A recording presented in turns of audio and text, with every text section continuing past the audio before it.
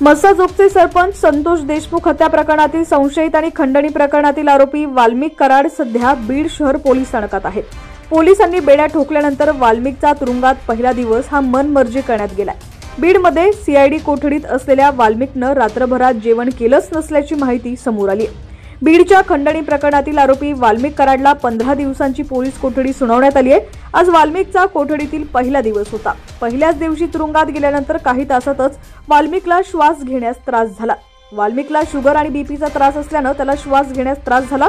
ही बाब वाल्मिकनं पोलिसांना सांगितल्यानंतर लगेचच डॉक्टरांच्या पथकानं त्यांना ऑक्सिजन लावलं। त्रास होत असल्याने जेवण करण्यास नकार दिला। त्यानंतर वाल्मिक झोपला। तुरुंगातील पहिल्या रात्री वाल्मिक कराडनं जेवण केलंच नाही। सकाळी उठल्यानंतर वाल्मिकने चहा नाश्ता करण्यास नकार दिला।